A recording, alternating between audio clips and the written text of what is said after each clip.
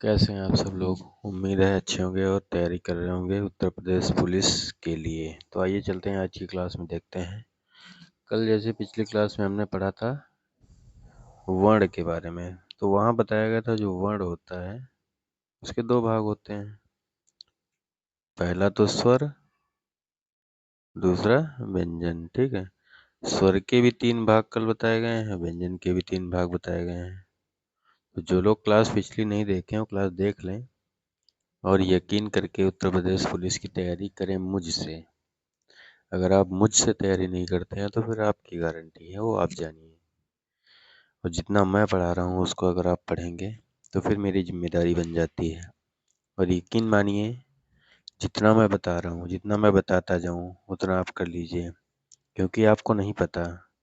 लेकिन आप ये जान लीजिए, अगर आप हिंदी में पूरे के पूरे मार्क्स पा गए तो आपकी मेरिट कहाँ से कहाँ चली जाएगी आपको अंदाजा भी नहीं है।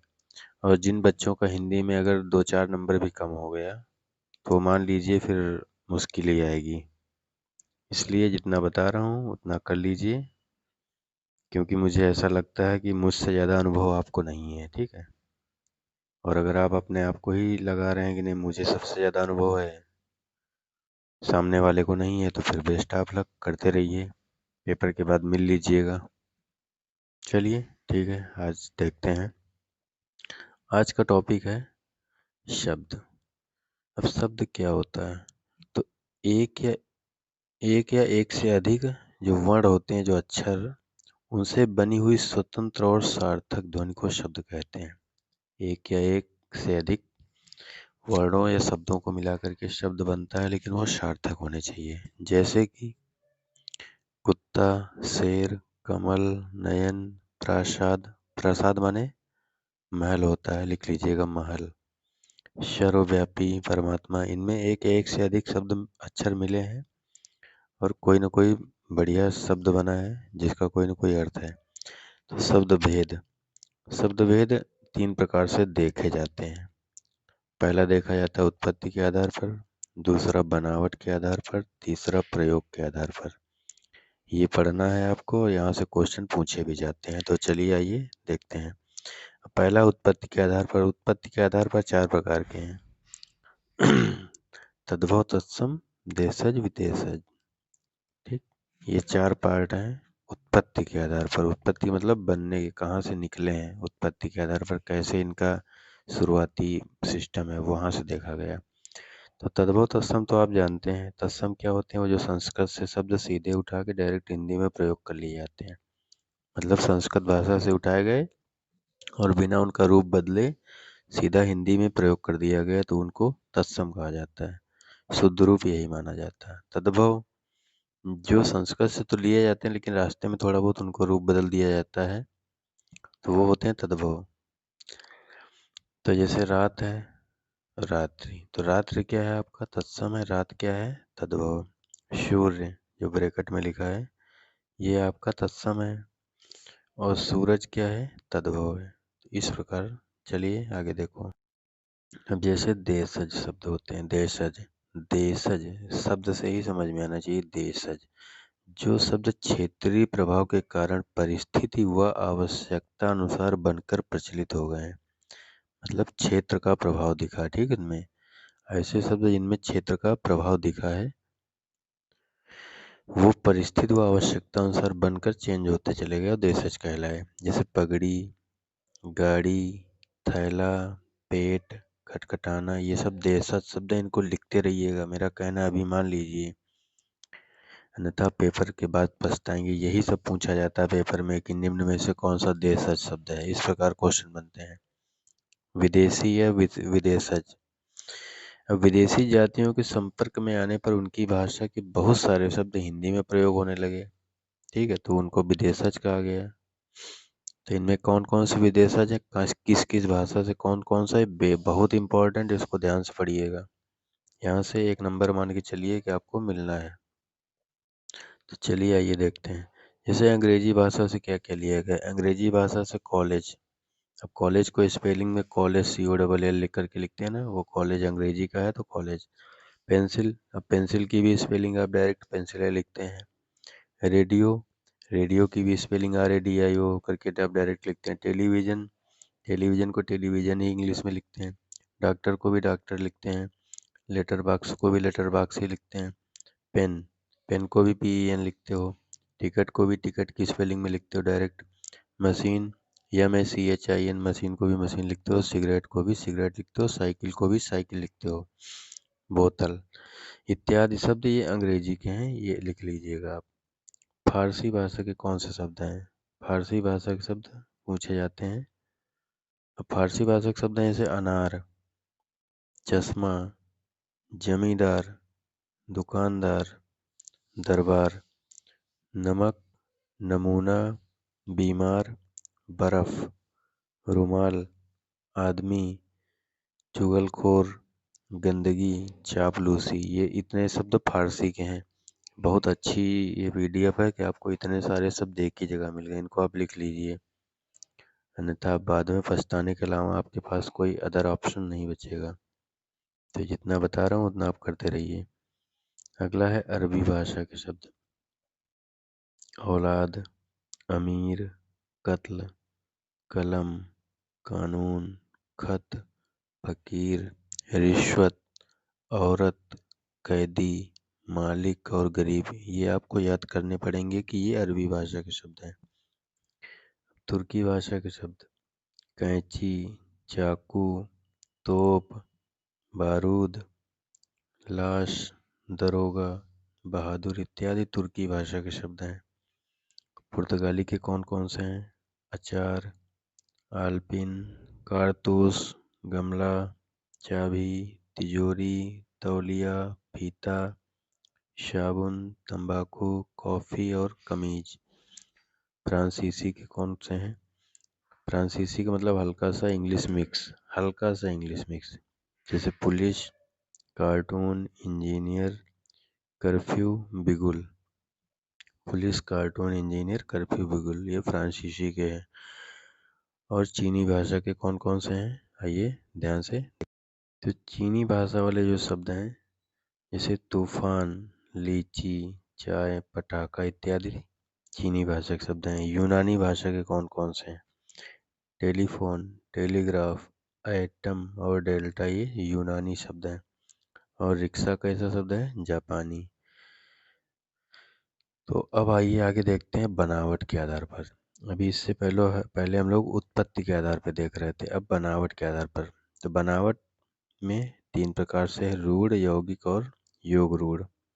इनसे जो शब्द बनेंगे वो इम्पोर्टेंट है। रूढ़, रूढ़ से आप समझ रहे होंगे जो शब्द किसी अन्य शब्दों के योग से ना बने हो। अर्थ तो देना ही देना है लेकिन किसी अन्य शब्दों को जोड़ के ना बने हो, वो होते हैं रूढ़। ठीक है, अन्य शब्दों के योग से न बने हो और किसी विशेष अर्थ को प्रकट करते हो। ठीक है, अर्थात टुकड़े कर दोगे तो उनका कोई अर्थ नहीं है। जब ये टुकड़ों से बने ही नहीं तो टुकड़ों का अर्थ कहाँ से होगा? अब जैसे है ये कल, ये शब्द है कल। अब कल में का और ला आप अलग कर दो तो इनका कोई अलग अलग अर्थ नहीं मिलेगा। उसी प्रकार पर, अब पर में पा और रा का अलग अलग कोई अर्थ नहीं है। ठीक, इसी प्रकार तो ये रूढ़ हैं जिनका कोई आप संधि, कुल मिलाकर संधि विच्छेद नहीं कर सकते। यौगिक, यौगिक नाम से समझ में आ रहा है, जो कई अन्य सार्थक शब्दों के मेल से बने हैं। ठीक है, सार्थक शब्दों के मेल से बने हैं वो यौगिक कहलाते हैं। अब जैसे यहाँ सार्थक शब्दों के मेल से बने मतलब दो या दो से अधिक आपस में जोड़ के बनाए गए तो उसमें से प्रत्येक का अलग अलग अर्थ भी होगा। जैसे देवालय है, देवालय को आप लिखेंगे देवधनालय, तो वहाँ देव का भी अर्थ है और आलय का अर्थ घर होता है। उसी प्रकार हिमालय, देवदूत, राजपुरुष। अब राजपुरुष है तो राज और पुरुष, राजा का पुरुष अर्थात राजमहल से संबंधित। अगला है योग रूढ़। ठीक है, अगला है योग रूढ़। पहला आपने रूढ़ देखा, दूसरा क्या देखा? दूसरा आपने क्या देखा? यौगिक, और तीसरा योग रूढ़। योग रूढ़ क्या देखिए परिभाषा क्या है। वे शब्द जो यौगिक तो हैं किंतु सामान्य अर्थ को ना प्रकट कर किसी विशेष अर्थ को प्रकट करते हैं। ठीक है, अर्थात है तो यौगिक है लेकिन उनका जो अर्थ जाता है वो अदर चला जाता है, मतलब कि वो जो दिख रहा है वो दिखता नहीं, चेंज होकर दूसरा कोई अर्थ आ जाता है। जैसे कि दशानन। अब दशानन तो यहाँ नाम से थोड़ा सा चेंज है, नाम का अर्थ दूसरा जा रहा है। दशानन का अर्थ क्या होता है? 10 धन आनन, अर्थात जिसके 10 मुख हैं। 10 मुख किसके थे? रावण के। उसी प्रकार जैसे पंकज, पंक माने कीचड़ होता है, और ज माने उत्पन्न होने और जन्म लेने वाला, अर्थात कीचड़ में जन्म लेने वाला, तो क्या होगा? कमल। इस प्रकार ये योग रूढ़ शब्द है। अब प्रयोग के आधार पर शब्द भेद अगर देखते हैं तो प्रयोग के आधार पर दो प्रकार से हैं। पहला है विकारी, दूसरा है अविकारी। अब विकारी क्या है? बहुत इंपॉर्टेंट, इसको ध्यान से पढ़िएगा जितना बता रहा हूँ। जिन शब्दों का रूप परिवर्तन होता रहता है, ध्यान सुनिएगा। विकारी शब्द क्या होते हैं? जिन शब्दों का रूप परिवर्तन होता रहता है वो विकारी शब्द कहलाते हैं, और जिनका रूप परिवर्तन नहीं होता वो अविकारी। याद कर लीजिए इसको। तो विकारी में देखते हैं, जिन शब्दों का रूप परिवर्तन होता है वो विकारी कहलाते हैं। जैसे कुत्ता है तो कुत्ता से कुत्ते भी बन गया, कुत्तों भी बन गया। मैं है तो मैं से मुझे बन गया, ठीक है। इस प्रकार खाती है, खाते हैं, ये सब क्या है? विकारी शब्द है। यहाँ से एक बात नोट डाउन करिए, इसको आप अंडरलाइन करके लिख लीजिए। जो विकारी शब्द होते हैं वो संज्ञा, सर्वनाम और विशेषण और क्रिया वाले ही होते हैं। जैसे उपरोक्त एग्जाम्पल में आप ध्यान से देखिए, समझा रहा हूँ, ध्यान समझिएगा। अब जैसे यहाँ संज्ञा की बात की गई, तो संज्ञा क्या होता है? किसी व्यक्ति, वस्तु, स्थान आदि के नाम को संज्ञा कहते हैं, तो ये संज्ञा है। सर्वनाम, जैसे यहाँ मैं और मुझे, ये है सर्वनाम। आई वी यू दे पढ़ा होगा आपने इंग्लिश में, वो सर्वनाम होते हैं। उसके बाद विशेषण। विशेषण का अर्थ ये होता है जो शब्द किसी की विशेषता बताता है। विशेषता यह क्या है? अच्छा, और अच्छे क्या है? ये विशेषण है। अब क्रिया विकारी, सॉरी क्रिया, जब क्रिया है तो क्रिया का मतलब होता है जिन शब्दों से किसी काम का करना या होना पाया जाता है। कोई भी काम हो रहा हो, या कोई कर रहा हो, या कुछ भी काम होना या करना पाया जाता है, वो क्रिया कहलाते हैं। तो खाती और खाते, क्या कर रहा है? खा रहा है, तो खाना क्या है? क्रिया है। तो समझ गए होंगे आप, संज्ञा, सर्वनाम, विशेषण और क्रिया ये विकारी शब्द होते हैं। अविकारी मैंने बता दिया है, जिन शब्दों के रूप में कभी परिवर्तन नहीं होता वो अविकारी कहलाते हैं। जैसे यहाँ, किंतु, नित्य, और, हे, अरे, ये हैं अविकारी। अब इनमें कोई परिवर्तन नहीं होगा।